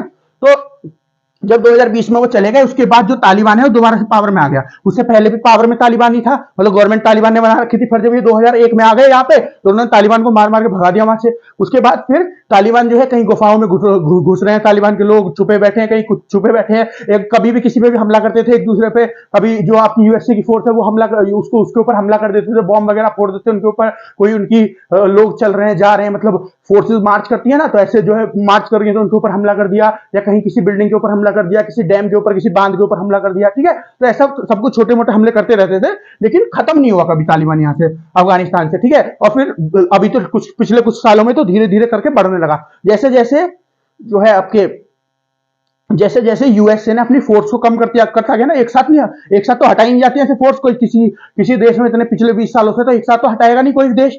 पहले धीरे धीरे कम की जाती है, धीरे धीरे कम करके फिर एक साथ फिर हटाई जाती है, थोड़ी सी बचती है। तो जैसे धीरे धीरे आपकी यूएसए की फोर्स कम होती गई, ऐसे ही बढ़ते चला गया तालिबान, ठीक है। और जैसे यूएसए की फोर्स यहां से गई, तालिबान ने एकदम उसको कब्जा लिया, किसको, अफगानिस्तान को, ठीक है। और जब से जो आपका अफगानिस्तान है अफगानिस्तान के ऊपर जब से तालिबान जो है कब्जा करके बैठा हुआ है ना, उसकी उसकी गवर्नमेंट बन गया है वहां की, ठीक है। जो वहां पे गवर्नमेंट जो जब यहाँ पे वो होती थी आपकी यूएसए की फोर्सेज होती थी, उस टाइम पे जो यहाँ की गवर्नमेंट थी, अशरफ गनी उस टाइम पे प्रधानमंत्री थे, वो भाग गए, फिर यहाँ से छोड़ गए। जैसे ही उनको पता चला कि जब तालिबान जो है कब्जा कर रहा है तो सबसे पहले तो उसी को मारेगा ना, अगर उसकी पोस्ट पे बैठना है प्रधानमंत्री के, तो जो प्रधानमंत्री है उसको मानना पड़ेगा, ठीक है ना। उसी के बाद तो इस डर से जो है अशरफ गनी भाग गए यहाँ से, ठीक है। अशरफ गनी यहाँ से भाग गए, अपना सब पैसा वैसा भर भरू के जो अपने पास प्राइवेट प्लेन वगैरह थे, सारा पैसा वैसा लेके भाग गए यहाँ से, ठीक है। और फिर तालिबान ने यहाँ पे कब्जा कर लिया और यहाँ की सरकार बन गई, ठीक है, तालिबान की। तो अब इन्होंने ही फैसला लिया है कि ये जो महिलाएं हैं और जो बच्चियां हैं, इनको स्कूल और जो हायर एजुकेशन है उसमें पार्ट ना लेने दिया जाए, ठीक है, क्योंकि सरिया लॉ ऐसा कहता है, ठीक है। ऐसा इसलिए इन्होंने फैसला लिया है। तो इसके अपोजिट जो है ये सब काम हो रहे हैं, ठीक है। इसके अपोजिट जो है यूनेस्को जो है इसी को अपोज करने के लिए, तालिबान जो है अफगानिस्तान की गवर्नमेंट उसके ऊपर प्रेशर बनाने के लिए कि आप महिलाओं के साथ ऐसे मत करिए, उनको पढ़ने का अधिकार दीजिए, ठीक है, उनके ऊपर प्रेशर बनाने के लिए, क्योंकि सबको पढ़ने का अधिकार होना चाहिए। दूसरा, जैसे मैंने आपको बताया, जो आपकी क्रिकेट टीम ऑस्ट्रेलिया की, वो भी इनके ऊपर वो बनाने के लिए, दावा बनाने के लिए ये सब चीजें की जा रही है, ठीक है। तो चलिए हम नेक्स्ट न्यूज की तरफ चलते हैं। नेक्स्ट न्यूज क्या है? India is using its emergency power to block BBC documentary on PM Modi, ठीक है। ये जो न्यूज है डॉक्यूमेंट्री वाली, जो पीएम मोदी के ऊपर बीबीसी ने डॉक्यूमेंट्री बनाई है, इसको मैं पिछले 3 दिन से कवर कर ही रहा हूं, ठीक है। पिछले 2 दिन से तो कर ही रहा हूं, 2 बार मैं इसको ऑलरेडी कवर कर चुका हूं, आज तीसरी बार करने वाला हूं, ठीक है। और ये मुझे लगता है अभी और आगे चलेगी, ठीक है ना। ये जो पूरा फड्डा पड़ा हुआ है ना, ये बहुत आगे भी चलेगा। ये जो पूरा जो परेशानी हो रही है, ये सब अभी जो है आगे बहुत ज्यादा बढ़ेगी ये परेशानी, ठीक है, ऐसा मुझे लगता है, ठीक है। बाकी देखते हैं, क्योंकि अभी तो खत्म हुई नहीं है, ठीक है। तो अभी एक आध पॉइंट तो आगे बढ़ेगी, एक आध न्यूज और आएगी इस तरह से, ठीक है। पर और आगे भी बढ़ सकती है, मुझे लगता है काफी लंबी जाने वाली है, ठीक है। चलिए मैं समझाता हूं आपको इसमें क्या हुआ है, कि मैं आपको पहले से पूरा बैकग्राउंड दे देता हूं, ठीक है। जो मैंने अभी तक आपको बताया है कि जो बीबीसी है, ये जो बीबीसी है ना, ब्रिटिश ब्रॉडकास्टर है, ठीक है, एक न्यूज चैनल है जो किससे बिलोंग करता है, यूके से बिलोंग करता है, ठीक है। यूके मतलब यूनाइटेड किंगडम, वहां का है ये, ठीक है। तो ये गवर्नमेंट ओन्ड एक न्यूज वो है, ठीक है। ये गवर्नमेंट ओन्ड है, मतलब गवर्नमेंट का है ये, ठीक है। तो गवर्नमेंट इसको फंड करती है, पैसे जो प्रोवाइड करती है इसको चलने के लिए गवर्नमेंट करती है। और ये जो है बहुत बड़ा एक पूरा न्यूज वो है, इसका पूरा जो एक पूरा साम्राज्य है बहुत बड़ा है। ये अलग अलग देशों में, अलग अलग भाषाओं में हर जगह चलता है, इंडिया में भी है, कई भाषाओं में बीबीसी चलता है, ठीक है। अब क्या हुआ है, बीबीसी ने एक डॉक्यूमेंट्री बनाई है प्रधानमंत्री मोदी के ऊपर, ठीक है। तो इस डॉक्यूमेंट्री में क्या बनाया इन्होंने कि जो 2002 के दंगे हुए थे ना, जो 2002 के रोड्स हुए थे, रोड्स मतलब जो दंगे हुए थे कहां पे, गुजरात में, उसके ऊपर बनाया है, ठीक है। उसमें क्या है कि इन्होंने उसमें क्या दिखाया है डॉक्यूमेंट्री में कि 2002 में जब दंगे हुए थे, हिंदू मुसलमान के दंगे हुए थे वहां पे गुजरात में, बहुत बड़े दंगे हुए थे, बहुत लोग मारे गए थे उसमें, ठीक है। तो उस टाइम पे वहां के चीफ मिनिस्टर कौन थे, मुख्यमंत्री कौन थे गुजरात के उस टाइम पे, मुख्यमंत्री थे प्रधानमंत्री मोदी, जो इस टाइम पे प्रधानमंत्री हमारे मोदी जी, ठीक है, नरेंद्र मोदी जी, ठीक है। उस टाइम पे वहां के चीफ मिनिस्टर थे गुजरात के। प्रधानमंत्री बनने से पहले 2014 में पूरे 5 टर्म के लिए, 5 टर्म का मतलब 25 साल के लिए, एक टर्म 5 साल की होती है, तो 5 टर्म के लिए ये वहां के चीफ मिनिस्टर रह चुके हैं गुजरात के, ठीक है। तो 2002 में भी वहां के चीफ मिनिस्टर थे। तो क्या हुआ कि जब ये दंगे हुए उसके बाद इन्होंने क्या बोला है, बीबीसी ने जो डॉक्यूमेंट्री बनाई है उसमें क्या बोला है बीबीसी ने, कि हमारे यहाँ का जो फॉरेन ऑफिस था, ठीक है, जो विदेश मंत्रालय था, उन्होंने पूरी इन्वेस्टिगेशन की इसकी, और उनकी इन्वेस्टिगेशन में ये पता चला है कि जो गवर्नमेंट की, मतलब जो पीएम मोदी थे, पीएम मोदी वहां के चीफ मिनिस्टर थे, गवर्नमेंट के हेड वही थे, ये जो है रोक सकते थे उन दंगों को, लेकिन उन्होंने जानबूझ के रोका नहीं, ठीक है। इनकी वजह से इतने सारे लोग मर गए, ठीक है, ऐसा इन्होंने बोला डॉक्यूमेंट्री में, ऐसा इन्होंने दिखाया। अब इसमें दिक्कत क्या है, इंडिया का जो फॉरेन ऑफिस है वो क्या कह रहा है, उसने सबसे पहली चीज क्या कही है, पहली चीज कि आपको हक किसने दिया कि हमारे यहाँ का जो इंटरनल मैटर है, एक स्टेट का मैटर है, वहां पे आप इन्वेस्टिगेशन करो, क्योंकि आपने हमसे तो परमिशन ली नहीं इन्वेस्टिगेशन की, तो आप हो कौन के आप जो है परमिशन ले रहे हो ऐसे, तो मतलब परमिशन नहीं, सॉरी, आप जो है इन्वेस्टिगेशन कर रहे हो ऐसे, ठीक है। फिर वो जो इन्वेस्टिगेशन है ना, उसकी रिपोर्ट आज तक हमने देखी ना किसी और ने देखी, आपने अपने आप इन्वेस्टिगेशन कर ली, अपने आप उसकी रिपोर्ट जो है अपने पास रख के और अपने आप ही डिसीजन दे दिया, ठीक है। ना किसी और को पता, ना किसी को पता उसमें क्या है क्या नहीं है, क्या चीज सब सही भी है, बहुत सारी फैक्ट गलत भी हो सकते हैं, किसी को पता नहीं है उसके बारे में, आपने अपने आप ही सब इन्वेस्टिगेशन करी और अपने आप ही फैसला सुना दिया, ठीक है। अब ये सब हुआ है ना। अब जो फॉरेन ऑफिस ने तो ये कह दिया, एक पॉइंट तो ये कह दिया कि आपको हक किसने दिया, दूसरा पॉइंट आपको कि आपने वो किसी को दिखाई नहीं है, तो किसी को क्या पता उसमें क्या है। फिर तीसरा पॉइंट क्या है, तीसरा पॉइंट है कि आप जो है हमारे देश के जो प्रधानमंत्री हैं, सबसे ऊंचे, सबसे बड़े वो हैं, ठीक है, सबसे बड़े जो है हमारे देश के हैं प्रधानमंत्री, है ना, आप उनके ऊपर जब उनका जो उसके उनके ऊपर लांछन लगा रहे हो, उनकी इमेज को खराब कर रहे हो, तो उससे पूरे इंडिया की इमेज खराब हो रही है। क्यों ऐसा क्यों? और ये तो तीसरा पॉइंट हो गया, उनकी इमेज खराब हो रही है क्योंकि प्रधानमंत्री हमारे यहाँ के प्रधानमंत्री हैं, सबसे ऊंची पोस्ट रखते हैं ये, ठीक है। हालांकि प्रेसिडेंट होती है सबसे ऊंची पोस्ट, लेकिन चले प्रेसिडेंट को भी अगर हम सबसे ऊंची पोस्ट मान लें, हम पूरे वो पावर वावर जो उनकी ताकत वगैरह होती है उसमें ना जाए, वो जब पॉलिटी पढ़ेंगे उसमें जब जाएंगे, लेकिन चलिए मान लीजिए प्रेसिडेंट के सबसे ऊपर मान लें राष्ट्रपति को, फिर भी दूसरे नंबर की पोस्ट तो होती है ना, सबसे बड़ी दूसरे नंबर की पोस्ट होती है सबसे बड़ी। फिर ऐसे आदमी का आप हमारे देश के इतने बड़ी जो नेता है उनका आप कैसे वो कर सकते हो, जो हमारे पूरे देश को रिप्रेजेंट करते हैं हमारे प्रधानमंत्री, उनके बारे में आप ऐसी न्यूज कैसे निकाल सकते हो? ठीक है, हमको जिसके बारे में कुछ पता भी नहीं है, इससे जो है पूरे भारत की इमेज खराब होती है, ऐसे आप निकालोगे तो। फिर तीसरा पॉइंट क्या निकाल बोला है, जो चौथा पॉइंट हमारे जो फॉरेन ऑफिस उसने बोला है कि इस चीज के ऊपर फैसला, ये जो फैसला है 2002 दंगों का, क्योंकि जैसे अभी बीबीसी ने वो उठाया डॉक्यूमेंट्री बना के बोला है, ऐसे ही उस टाइम पे भी बहुत सारी गवर्नमेंट ने बोला था, जो अपोजिशन में कांग्रेस गवर्नमेंट थी, जैसे कांग्रेस थी और कोई गवर्नमेंट थी अपोजिशन में इनके में, ठीक है, गुजरात की कोई रीजनल गवर्नमेंट भी होंगी बहुत सारी, फिर बहुत सारे लोग भी थे, उन्होंने भी बोला था कि जो है इन लोगों ने पीएम मोदी की जो गवर्नमेंट थी बीजेपी, इन्होंने ये रोक सकते थे दंगे, लेकिन इन्होंने रोके नहीं। तो क्या हुआ है, इसके ऊपर बहुत सारे केस हुए थे, ठीक है, क्योंकि बहुत सारी कंट्रोवर्सी बन गई थी, तो इसके ऊपर केस हुए। तो केस जो है उनके एक एक करके जो अलग अलग कोर्ट्स में केस हुए थे, फिर हाई कोर्ट में गया, फिर सुप्रीम कोर्ट में गया, तो जितनी भी कोर्ट है ना, पहले जो जितनी भी डिस्ट्रिक्ट कोर्ट थी वहां पे पहले फैसले हुए, तो प्रधानमंत्री जो है इनको क्लीन चिट दे दी गई। क्लीन चिट का मतलब कि इन्होंने ऐसा कुछ नहीं किया है, इन्होंने जो कर सकते थे वो किया है, इनकी गलती नहीं है इसमें, ठीक है। फिर दूसरा हाई कोर्ट में गया, हाई कोर्ट ने भी यही बोला, फिर गया सुप्रीम कोर्ट में, ठीक है। सुप्रीम कोर्ट का जो फैसला है ना, सुप्रीम कोर्ट का फैसला जो है अभी 2020 में आया है, 2020 के पिछले 6 महीनों में आया है, मुझे एग्जैक्ट याद नहीं कौन से महीने में आया है, तो पिछले 6 महीनों में ही आया है, ठीक है, सुप्रीम कोर्ट का फैसला। और सुप्रीम कोर्ट ने भी जो है हमारे देश के प्रधानमंत्री है पीएम मोदी जी, इनको क्लीन चिट दिया, ठीक है। क्लीन चिट का मतलब कि इनका कोई हाथ नहीं था उसमें, ठीक है। अब जब हमारे सुप्रीम कोर्ट ने बोल दिया कोई हाथ नहीं है उसमें, तो आप क्यों जबरदस्ती बोल रहे हो कि नहीं इनका हाथ है उसमें? आप कौन हो कि बोल रहे हो? इससे क्या हो रहा है, आप क्या दिखाना चाह रहे हो कि जो हमारी सुप्रीम कोर्ट है वो किसी काम की नहीं है, ठीक है। जो हम बता रहे हैं, जो बीबीसी बता रहा है वो सही है, जो यूके बता रहा है वो सही है, आप पूरी दुनिया को यही दिखाना चाहते हो ना, क्योंकि हमारी जब सुप्रीम कोर्ट ने बोल दिया कि उनका हाथ कोई नहीं था, तो वहीं पे मैटर खत्म हो गया, वहीं पे क्लोज हो गया, ठीक है। सबसे बड़ी हमारे यहाँ का जो कोर्ट है उसने बोल दिया, जिसकी सबको सुननी है हमारे देश में, कि इनका हाथ नहीं था, इसका मतलब इनका हाथ नहीं था, ठीक है। लेकिन जब आप उसके बाद उनके फैसला आने के बाद सुप्रीम कोर्ट का ये जो आपकी डॉक्यूमेंट्री है बना के डाल रहे हो, इससे क्या दिखाना चाह रहे हो आप कि जो इनकी सुप्रीम कोर्ट जो है बेकार की है, इनका कोई काम नहीं है, हम सुपीरियर हैं, ठीक है। आप क्या दिखाना चाह रहे हो? वही कॉलोनियल माइंडसेट। कॉलोनी मतलब क्या होता है, जैसे जो आपका यूके है उसने हमारे ऊपर, जो अंग्रेज है उन्होंने हमारे ऊपर कब्जा कर रखा था, तो जो कब्जा कर लेते हैं ना इसके ऊपर, उसको कॉलोनी बोलना शुरू कर देते हैं, है ना, और जो उसके ऊपर कब्जा कर रहा है उसको कॉलोनियन बोलते हैं, ठीक है। तो जो कॉलोनियल माइंड सेट है आपका, ठीक है, जो आपका दिमाग उसी चीज पे सेट हुआ है कि हम सबसे ऊपर है क्योंकि हमने इनके ऊपर कब्जा किया था, आप उसी को दिखाना चाहते हो कि इनकी सुप्रीम कोर्ट जो है किसी काम की नहीं है, जो हम कह रहे हैं वो सही है, ठीक है। ऐसा जो है फॉरेन ऑफिस ने बोला है, ठीक है। अब इसके बाद क्या हुआ, ये तो पहले दिन जो न्यूज थी मैंने आपको उसमें बताई थी। फिर दूसरे दिन क्या था कि दूसरे दिन के जैसे यूके में है ना, ये बीबीसी जो है ये यूके का मीडिया हाउस है ना, तो यूके में जब ये हो रहा है सारा कुछ और इंडियन गवर्नमेंट जो है उसको इतना ज्यादा पुश कर रही है, उसकी इतनी ज्यादा निंदा कर रही है इंडिया का फॉरेन ऑफिस, तो जो है ये जो सारा मुद्दा है, ये जो है जो आपका यूके है उसके भी पार्लियामेंट में जाएगा, है ना, यूके के जो पार्लियामेंट है उसमें भी जाएगा। तो ये मुद्दा यूके के पार्लियामेंट में उठाया गया। उठाया किसने? एक इमरान हुसैन करके, पाकिस्तान के, जैसे इंडिया के बहुत सारे वहां पे लोग हैं, इंडियन ओरिजिन के लोग हैं, जैसे यूके के पार्लियामेंट में ऐसे पाकिस्तान ओरिजिन के भी लोग हैं, ठीक है। इस टाइम पे जो प्रधानमंत्री हैं यूके के कौन है? ऋषि सुनाक जी, वो भी इंडियन ओरिजिन के, उनके जो दादाजी थे वो इंडियन थे, ठीक है, तो इंडिया में रहते थे, उसके बाद फिर वो शिफ्ट हो गए थे, ठीक है ना। तो जो ऋषि सुनाक जी हैं और ऐसे जो और सारे लीडर हैं जो इंडियन ओरिजिन के हैं वो भी हैं वहां पे, उसी तरह पाकिस्तान ओरिजिन के भी लोग हैं जो पाकिस्तान में जिनके रहते होंगे जानने वाले, ठीक है। तो पाकिस्तान ओरिजिन के एक वहां पे एमपी हैं, ठीक है, मेंबर ऑफ पार्लियामेंट है, जिनका नाम है इमरान हुसैन। उन्होंने क्या है, एक मुद्दा उठाया। उन्होंने क्या कहा, जो आगे ऋषि सुनक की सरकार बैठी थी उनसे इन्होंने कहा कि जो बीबीसी है उसने ये डॉक्यूमेंट्री बनाई है, ठीक है, और जो इंडियन गवर्नमेंट है उनको बहुत ज्यादा प्रेशर कर रही है, ये डॉक्यूमेंट्री आपने उल्टी सीधी क्यों बना दी है, उनकी बहुत ज्यादा निंदा कर रही है। तो जो बीबीसी है ये गवर्नमेंट के द्वारा बैक्ड है ना, गवर्नमेंट इसको ऑन करती है, गवर्नमेंट की एंटिटी है, ठीक है, गवर्नमेंट की बॉडी है ना, जो बीबीसी है यूके की गवर्नमेंट की बॉडी है। तो क्या गवर्नमेंट को सपोर्ट नहीं करना चाहिए आगे बढ़ के? जो इंडिया की गवर्नमेंट है, इंडिया के फॉरेन ऑफिसर से बात नहीं करनी चाहिए, ठीक है, ऐसा सब कुछ इन्होंने बोला है। ये जो आपके इमरान हुसैन जी है ना, ये पहले भी इंडिया की बहुत बार निंदा कर चुके हैं, पाकिस्तान से है समझ सकते हो आप, ठीक है, पाकिस्तान ओरिजिन के हैं, पहले भी इंडिया की बहुत ज्यादा निंदा कर चुके हैं। जब आर्टिकल 370 इंडिया ने हटाया था, उससे पहले जब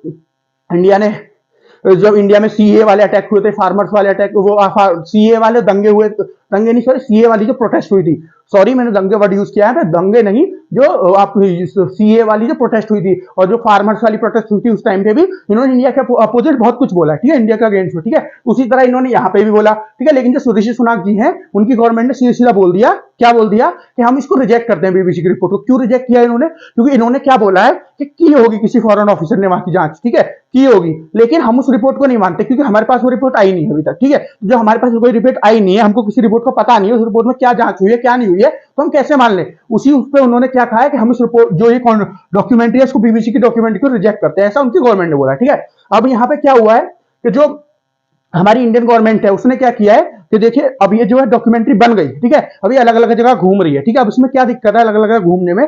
जब इसको लोग देखेंगे और लोगों को पता नहीं है पूरी हिस्ट्री बैकग्राउंड क्या क्या सब कुछ हुआ है, सुप्रीम कोर्ट ने हमारे क्या फैसला दिया, क्योंकि बहुत सारे लोगों को नहीं पता होता, सबको थोड़ी पता है कि हमारी सुप्रीम कोर्ट क्या फैसला दे रही है, इंडिया में ही नहीं पता होगा 90% लोगों को, तो बाहर की तो बात ही नहीं कर सकते हम, ठीक है। तो और ये घूमेगी पूरी दुनिया में डॉक्यूमेंट्री, तो इससे क्या होगा जब पूरी दुनिया इसे देखेगी, उनको कुछ पता है नहीं जो भी हुआ है, दंगे हुए थे जब क्या हुआ था या अब क्या हो रहा है, सुप्रीम कोर्ट ने क्या फैसला दिया, उनको कुछ नहीं पता, बस वो डॉक्यूमेंट्री देखेंगे और फैसला बना लेंगे कि पीएम मोदी बहुत बुरे आदमी है, उन्होंने ऐसे लोगों को कत्लेआम करवाया और ये सब, ठीक है।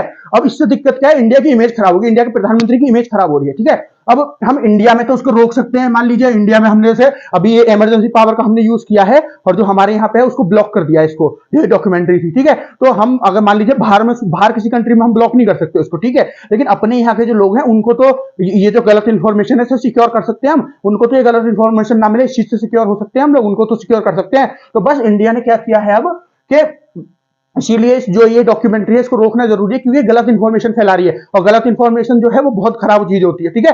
ये दंगे करवा देती है गलत इंफॉर्मेशन, समझ रहे हो आप? तो क्या है इंडियन गवर्नमेंट ने अब क्या किया है, आज की न्यूज में क्या है, इमरजेंसी पावर इंडियन गवर्नमेंट ने यूज करी है, किस लिए? तो ये जो डॉक्यूमेंट्री है इसको ब्लॉक कर दिया जाए, ठीक है। इस डॉक्यूमेंट्री का जो लिंक होगा ना उसको ब्लॉक कर रही है इंडियन गवर्नमेंट, किसकी मदद से?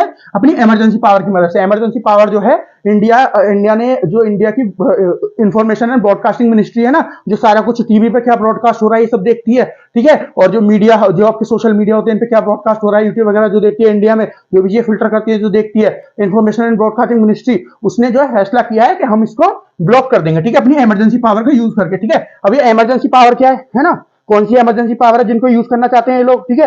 ये जो इमरजेंसी पावर है इसको क्या बोलते हैं, इसको बोलते हैं rule number 16 of IT rules 2021, ठीक है, ठीक है। Rule number 16 of IT act, ठीक है, 2021, ठीक है। तो 2021 में जो आईटी एक्ट है उसमें रूल नंबर 16 को ऐड किया गया था। ये रूल नंबर 16 क्या कहता है कि अगर कोई ऐसी चीज है, कोई ऐसी न्यूज है जो गलत इंफॉर्मेशन फैला रही है और बहुत ज्यादा नुकसान कर रही है देश को, उसको इंडियन गवर्नमेंट ऊपर उठ के अगर जो आपका इंफॉर्मेशन और ब्रॉडकास्टिंग मिनिस्ट्री उसके जो मिनिस्टर हैं वो मान जाए तो उस न्यूज को इमरजेंसी बेसिस पे ब्लॉक किया जा सकता है, ठीक है। तो इसको जो है इमरजेंसी न्यूज बेसिस पे इसको ब्लॉक कर रही है इंडिया में इंडियन गवर्नमेंट, ठीक है। जो आपके मिनिस्टर हैं इंफॉर्मेशन ब्रॉडकास्टिंग मिनिस्ट्री के उसको ब्लॉक कर रहे हैं, ठीक है। तो ये न्यूज है इसको ब्लॉक कर रही है। इमरजेंसी मैंने पावर आपको बता दी, ठीक है। ये इमरजेंसी पावर जो है उसका यूज करके कर रही है ना। इमरजेंसी पावर क्या है, आर्टिकल 16 ऑफ आईटी एक्ट 2021, ठीक है। अब इसमें एक चीज और डिस्कस कर सकते हैं हम लोग कि जैसे ये जो है आपका ये जो आपकी बीबीसी है, ये जो यूके की गवर्नमेंट है उसको वो करती है, फंड करती है, ठीक है, उसको फंड करती है, तो यूके की गवर्नमेंट उससे कुछ क्यों नहीं कहती है, ठीक है। अब जैसे मान लीजिए इन्होंने इंडिया के खिलाफ ये बना दी तो इससे इंडिया के और यूके के रिश्ते तो खराब हो रहे हैं, ठीक है। कुछ साबित हो ना हो लेकिन इंडिया और यूके के रिश्ते तो खराब होंगे। पीएम मोदी ने कुछ किया था नहीं किया था ये बात की बात, मतलब बात तो ये बात की नहीं है, लेकिन मान लीजिए अगर रिश्तों की बात करें यूके की और इंडिया की, ये तो सीधे सीधे खराब हो रहे हैं। जब आप किसी देश के प्रधानमंत्री के ऊपर ऐसे नामछन लगाओगे तो आप देश जो है वो आपसे अच्छे रिश्ते थोड़ी एंजॉय करेगा, ये थोड़ी कह देगा ठीक कोई बात नहीं हमारे प्रधानमंत्री के ऊपर आपने ऐसे लांछन लगाए थे।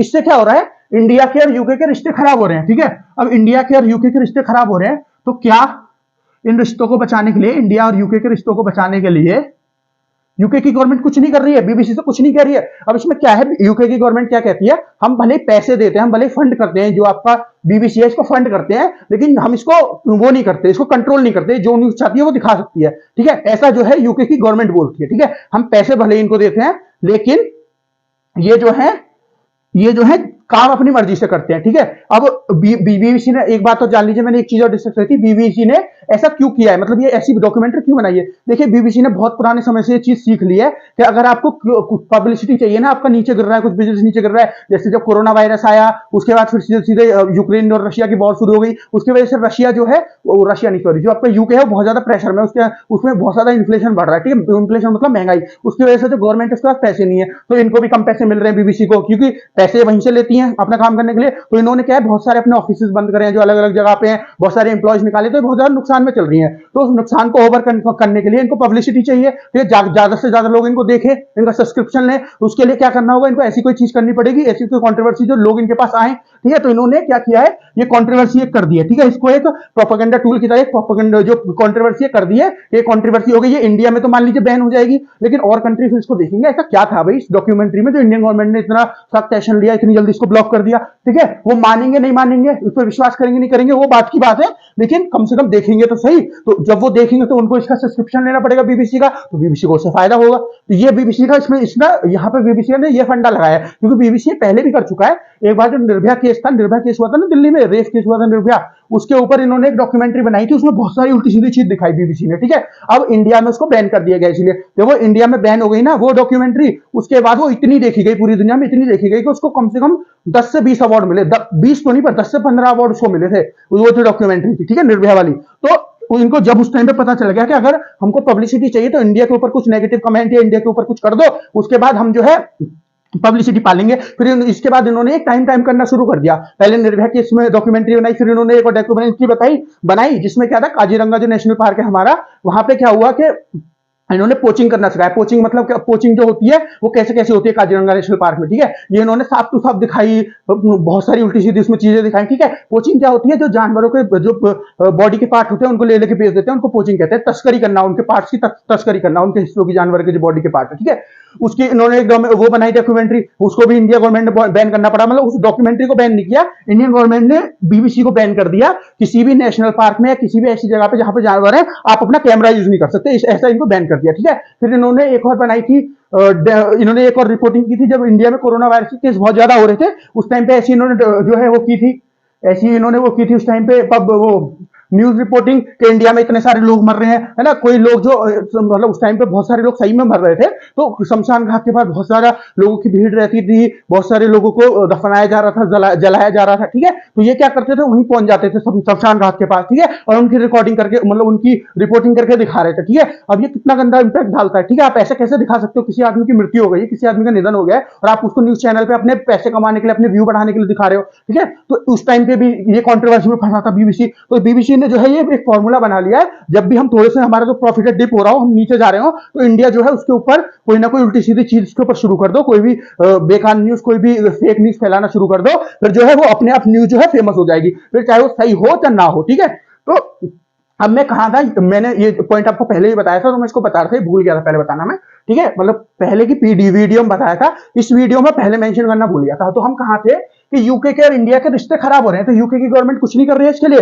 देखिए यूके की गवर्नमेंट क्या बोलती है कि हम इसको पैसे जरूर देते हैं, लेकिन हम इसको कंट्रोल नहीं करते, ठीक है, हम पुलिस को कंट्रोल नहीं करते। अब इसमें क्या है, इस चीज में फ्लॉ दिखता है, फ्लॉ मतलब इस चीज में भी गड़बड़ दिखती है। कैसे गड़बड़ दिखती है, क्योंकि जब यूके का कोई मैटर होता है उस टाइम पे तो बीबीसी पूरा कोशिश करता है कि बीबी जो यूके है उसका अच्छा पार्ट दिखाया जाए। कैसे, जैसे मान लीजिए इंडिया के कोई लोग हैं, वो यूके के बारे में बताते हैं कि हमारे ऊपर जो इन्होंने गुलामी करी थी, ये हमारे साथ उल्टा सीधा काम किया, ये एट्रोसिटी करी, इतने लोग मारे, भूखमरी से मरे, ये ऐसे हमारे यहाँ से पैसा निकाल लिया। उस टाइम पे तो बीबीसी बहुत अच्छा बताता है यूके को, ठीक है। फिर जैसे मान लीजिए यूके में आपका आयरलैंड वाला वो है परेशानी, आयरलैंड की क्या परेशानी है, ये देखिए बहुत लंबा, यूके की बहुत लंबी परेशानी है, आयरलैंड जो देश है उसकी, ठीक है। मैंने आपको कई बार बताया है, यूके जो है ऐसे, यूके का आइलैंड है, 4 देशों में बता हुआ है, ये स्कॉटलैंड है, ये इंग्लैंड है, ये वेल्स है, और ये ऊपर वाला नॉर्दर्न आयरलैंड है। तो ये जो नीचे वाला आयरलैंड है, ऊपर वाला तो नॉर्दर्न आयरलैंड हो गया, जो नीचे वाला है, ये नीचे वाला जो है, ये वाला, ये जो आयरलैंड है, ये वाला जो मैंने कवर कर दिया पूरे मार्कर से, ये जो है, अगर मैं इसको दूसरे मार्कर से कवर कर दूं, ये जो है आपका ये वाला जो आइलैंड है, ये वाला आयरलैंड है, इसका नाम आयरलैंड है इस देश का। तो ऊपर वाला जो नॉर्दर्न आयरलैंड है वो तो इसका यूके का हिस्सा है, लेकिन नीचे वाला नहीं है। तो इसको लेके बहुत सारी युद्ध, बहुत सारी लड़ाई वगैरह हुई है इनके बीच में, ठीक है। जो आयरलैंड है इसने अपने आपको कह दिया कि हमको अलग होना है, तो इसके ऊपर बहुत सारी लड़ाइयां हुई हैं। उसमें भी जो है बीबीसी जो है यूके के बोलता है बहुत अच्छा काम कर रहा है यूके, इनको परेशान नहीं कर रहा, लेकिन आयरलैंड जो है वो परेशान कर रहा है, इसमें भी यूके की साइड ले रहा है। फिर एक फॉकलैंड आइलैंड है। फॉकलैंड आइलैंड कहाँ पे है? जहाँ पे अर्जेंटीना है। अर्जेंटीना कहाँ है आपका? अर्जेंटीना है आपका साउथ जो अमेरिका है वहां पे। जो है वो जो फॉकलैंड आइलैंड है वो कभी कभी किसी टाइम पे अर्जेंटीना का हिस्सा हुआ करते थे, लेकिन जब अर्जेंटीना को कब्जा कर लिया था, जैसे हमारे ऊपर कब्जा किया था अंग्रेजों ने, ऐसे ही जब अर्जेंटीना के ऊपर कब्जा कर लिया और जब उनको वहां से छोड़ के जाना था, अर्जेंटीना को जब छोड़ के जाना था, जैसे हम आजाद हुए, जब अर्जेंटीना आजाद हुआ है ना वर्ल्ड वॉर 2 के बाद, तो इन्होंने क्या किया, अर्जेंटीना जो है उसको तो आजाद कर दिया, लेकिन इसके जो द्वीप थे कुछ साइड में, फॉकलैंड आइलैंड मतलब द्वीप, आइलैंड मतलब द्वीप होता है, उनका नाम था फॉकलैंड, उनको इन्होंने आजाद नहीं किया, उनको क्या कह दिया, ये हमारे हिस्से हैं, ठीक है। तो उसके लिए बहुत बार लड़ाई हो चुकी है, मतलब एक आध बार युद्ध भी हो चुका है, ठीक है, यूके के साथ अर्जेंटीना का। अर्जेंटीना जीत नहीं पाती, छोटी कंट्री है, इतनी बड़ी आर्मी नहीं है, जीत नहीं पाती है। तो जब ये वाली न्यूज सामने आती है, अभी कुछ दिन पहले भी इसमें बहुत ज्यादा कंट्रोवर्सी हुई थी, जो आपका अर्जेंटीना है उसने बहुत ज्यादा सवाल उठाए थे कि यूके ऐसा कैसे कर सकता है, हमारे आइलैंड उनको वापस नहीं कर रहा। जब ऐसी जब भी न्यूज कई बार ना साल में एक आध बार ये उठ जाती है, अर्जेंटीना इसको हर बार उठा देता है साल में एक आध बार, किसी मान लीजिए किसी ऑर्गेनाइजेशन किसी बड़े फोरम में बैठा है जहाँ पे बहुत सारी कंट्री आई है, तो ऐसी जगह पे यूएन किसी मीटिंग में बैठा है, यूएन की में, तो जो अर्जेंटीना के मिनिस्टर्स हैं, जो लीडर्स हैं, वो इसको उठा देते हैं। ऐसी जगहों पे भी जो बीबीसी जो है यूके की साइड लेता है, वहां पे तो नहीं करता, न्यूट्रल जो उस टाइम पे तो नहीं करता, जो बीबीसी है न्यूट्रल रिपोर्टिंग कि जी अर्जेंटीना सही हो सकता है, ऐसा भी तो हो सकता है, लेकिन अर्जेंटीना को कभी सही नहीं पता था, यहाँ पे आयरलैंड को कभी सही नहीं पता था। तो जब ऐसा है, जब ये ऐसा करता है, तो इसका मतलब जो आपकी गवर्नमेंट है उसका जो प्रोपेगेंडा है इसको फैलाना चाह रहा है, जो आपकी गवर्नमेंट कहना चाहती है उसको कहना चाह रहा है ये, तो इसका मतलब आपकी सुनता तो है, लेकिन आप इस वाले केस में मना कर देते हो, इंडिया यूके वाले में ऐसा नहीं सुनता, ठीक है। तो ये जो है इसमें परेशानी है, इसमें फ्लॉ है, इंडियन गवर्नमेंट को इसके ऊपर बात करनी पड़ेगी यूके गवर्नमेंट से, ये मेरा सोचना है, ठीक है। तो ये आज के लिए इतना ही, मैं यही सब बताना चाहता था आपको, ठीक है ना। बाकी अभी आने वाले समय में वीडियो क्योंकि काफी लंबी हो गई, 50 मिनट से ऊपर की हो गई, देखिए मैं देख लेता हूं एक बार, हाँ वीडियो ऑलरेडी 55 मिनट की हो गई है, तो अभी इसको यही खत्म करते हैं। वैसे मैंने आपको न्यूज तो समझाई थी कि इंडिया ने इमरजेंसी पावर किस लिए यूज करी है और इमरजेंसी पावर कौन सी यूज करी है, रूल 16 ऑफ आईटी एक्ट 2021, ठीक है। बाकी तो मैं आपको सारा बैकग्राउंड बता रहा था, ठीक है ना। आगे अभी ये न्यूज कंटिन्यू रहेगी, ठीक है ना, जब आगे आगे इसमें कुछ अपडेट होगी, इसमें कुछ होगी, जब मैं आपको इसको कवर कराऊंगा तो मैं आपको उसमें और ज्यादा चीजें हैं वो बताऊंगा, और ज्यादा बैकग्राउंड हिस्ट्री जो और ज्यादा बैकग्राउंड स्टोरीज है वो बताने की कोशिश करूंगा, ताकि इस पॉइंट को आप और डीपली समझ सके, ठीक है। हालांकि मुझे लगता है जितना मैंने आपको बता दिया इससे आप बहुत डीपली समझ सकते हैं, ठीक है, क्योंकि आपके एग्जाम में सब नहीं पूछा जाएगा, आपका तो वनडे एग्जाम होगा, उसमें तो खाली ऐसे पूछ लेंगे किस चीज के लिए इमरजेंसी पावर यूज करी है, या डॉक्यूमेंट्री किसने बनाई है, या बीबीसी को कौन ऑपरेट करता है, किस गवर्नमेंट के अंदर आता है, ऐसे सवाल पूछेगा, उसमें आपसे हिस्ट्री थोड़ी पूछेगा, ठीक है। तो खाली आपको याद रहे इसलिए मैंने आपको पूरी हिस्ट्री बताई है, ताकि आप पूरे जो मुद्दा है उसको समझ सके, पूरा जो मुद्दा चल रहा है, ठीक है, इंडियन गवर्नमेंट इतनी ज्यादा अपोजिशन क्यों कर रही है इसका, ठीक है। तो इसलिए मैंने आपको ये बताया है, ठीक है। तो फ्रेंड्स आज के लिए इतना ही, एक बार आप बोर्ड देख लीजिए पूरा, तो आशा है मैंने आपने पूरा बोर्ड देख लिया होगा, ठीक है, और आपने सारा कुछ समझ में आपकी में आया होगा। फिर भी आपकी कुछ नहीं समझ में आया है तो आप जो है कमेंट सेक्शन में कमेंट कर दीजिए, मैं आपको कल सुबह की जो सुबह 8 बजे की वीडियो होगी, या फिर कल शाम की जो मॉर्निंग अपडेट जो इवनिंग अपडेट्स की वीडियो होगी आपकी करंट अपडेट्स की 8 बजे शाम को, उसमें आपको सारा कुछ एक्सप्लेन कर दूंगा, जो भी आपका पॉइंट जो आपकी नहीं समझ में आएगा, ठीक है। फिर आगे शुरू करूंगा इस वीडियो को, जो उस टाइम की न्यूज होगी, ठीक है। और जो सुबह की वीडियो है उसके लिए दोबारा मैं सॉरी मांगता हूँ, वो थोड़ी लेट हो गई थी वीडियो, आगे से हम कोशिश करेंगे लेट ना हो, लेकिन सुबह थोड़ी परेशानी हो गई थी, वो वीडियो ऐड ही नहीं हो रही थी, हमने कई बार उसको मर्ज करने की कोशिश करी थी, बहुत बार ऐड करने की, लेकिन हो नहीं रही थी, बहुत टाइम लगा रही थी, उसकी वजह से हम थोड़ा लेट हो गए थे, ठीक है। बाकी हम अगली बार से कोशिश करेंगे कि जो है वीडियोज है आपकी करंट अपडेट्स की सुबह 8 बजे से 9 बजे के बीच में, शाम को 8 बजे से 9 के बीच में, इस घंटे के बीच में ही जो है अपलोड हुआ करे, ठीक है, इससे ज्यादा आगे पीछे कहीं ना जाए, ठीक है ना। और बाकी तो हम कुछ दिन में जो है इसको दोबारा लाइव शुरू कर देंगे, पहले भी लाइव हुआ करती थी, लेकिन अभी कुछ नेट की परेशानी चल रही है जिसकी वजह से हमको रिकॉर्ड करके डालनी पड़ी है। हम जो अभी कोशिश करेंगे अगले हफ्ते में, उससे अगले हफ्ते में, एक आध हफ्ते में हम जो है इसको दोबारा लाइव शुरू करने वाले हैं, ठीक है। अगले महीने से हम इसको गारंटी से लाइव शुरू कर देंगे, ठीक है ना। हमारी जो परेशानी है उसको जल्दी से सॉल्व करने की कोशिश कर रहे हैं, ठीक है। थोड़ी नेट की परेशानी चल रही है, ठीक है, जैसे वो सॉल्व होगी हम दोबारा से लाइव आना शुरू हो जाएंगे, ठीक है। फिर बिल्कुल कोई परेशानी नहीं होगी, फिर सुबह 8 बजे और शाम को 8 बजे हम लाइव आया करिए, ठीक है। तो फ्रेंड्स आज के लिए इतना ही, हमारा चैनल है मार्गदर्शी शिक्षा केंद्र, इसको लाइक करिए, इसको सब्सक्राइब करिए। आशा है आपको सारा कुछ समझ में आया होगा, नहीं समझ में आया कमेंट सेक्शन में कमेंट करिए, मैं आपको समझा दूंगा, ठीक है। किसी भी सब्जेक्ट में जो भी हम सब्जेक्ट की क्लासेस चला रहे हैं, जो भी सब्जेक्ट आने वाले हैं, जिन क्लासेस आने वाली हैं, आपको उसमें कुछ भी समझ नहीं आया कमेंट सेक्शन में कमेंट करिए, हम आपको समझा देंगे, ठीक है ना। हमारे जो टीचर्स है आपको सब कुछ समझाएंगे, आप पूछिए, हमारा काम बताने का, हम बताएंगे आपको, आप टेंशन बिना किसी टेंशन के पूछ सकते हैं। तो आज के लिए इतना ही फ्रेंड्स, हमारे चैनल जो है मार्गदर्शी शिक्षा केंद्र को सब्सक्राइब करिए, हमको सपोर्ट करिए, अपने फ्रेंड्स के साथ शेयर करिए, जो एग्जाम की तैयारी कर रहे हैं, आपके रिलेटिव्स हैं उनके साथ शेयर करिए, और हमारे चैनल को ज्यादा से ज्यादा और लोगों के पास पहुंचे, ज्यादा से ज्यादा लोगों के पास पहुंचे हमारा चैनल, ऐसी हमारी हेल्प करिए इस चीज में, ठीक है। तो फ्रेंड्स धन्यवाद, आज के लिए इतना ही, मिलते हैं आपसे कल सुबह की करंट अपडेट्स की वीडियो में, धन्यवाद।